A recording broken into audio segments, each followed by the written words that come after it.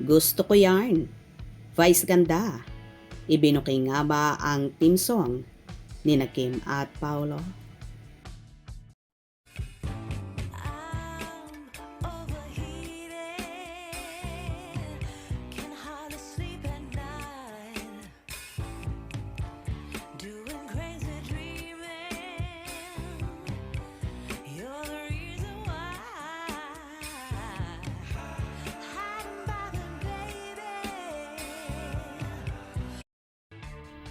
Tila, ibinuking ni Vice Ganda ang team song ni Kim Chiu at Paolo Abilino ha.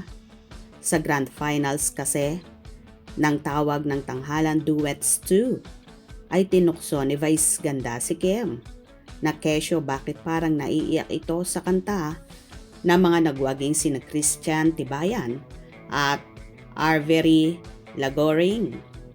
Ang hit song ni Julina Magdangal na Kapag Ako Ay Nagmahal ang kinanta nila. Bakit ka umiiyak Team song nyo yon? Ha ha ha ha.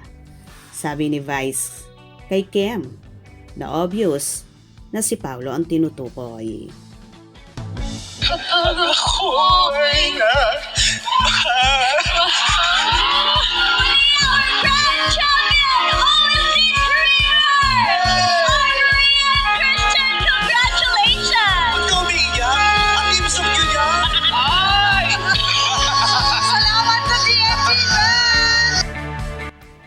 Siyempre, tinawanan ni Kim, sabay hampas kay Vice. Well, bongga naman at kilig na kilig din talaga ang mga fanay, di ba?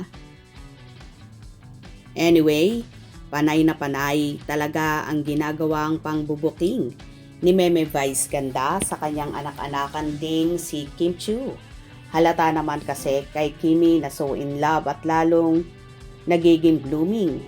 At kapag napag-uusapan na ang nobyo ay tumatawa na lang ang dalaga.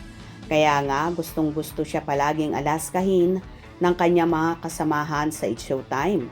Para bang hindi buo ang araw ng mga co-host ni Kim kapag hindi siya ino-okray o walang pangbubuking na ginagawa sa dalaga. Well, so happy naman ang mga co-host ni Kim sa love life ng actress at umaasa din sila na sa kasala na mauuwi ang pag-iibigan ni Kim at Paolo Abilino na wala pa mang inaamin at inilalantad sa publiko tungkol sa kanilang tunay na estado ng relasyon.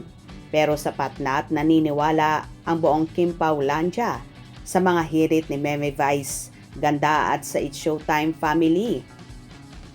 Sa actress, na totoo lahat ang sinasabi nila kahit pa panay ang pagbibiro nila sa Queen of the Dance Floor na totoo naman talaga, di ba? Agree ba kayo doon mga kakimpaw? Halata naman at so obvious talaga na in love si Kimi sa nobyong si Paolo. Hope you enjoyed. Please subscribe for more info.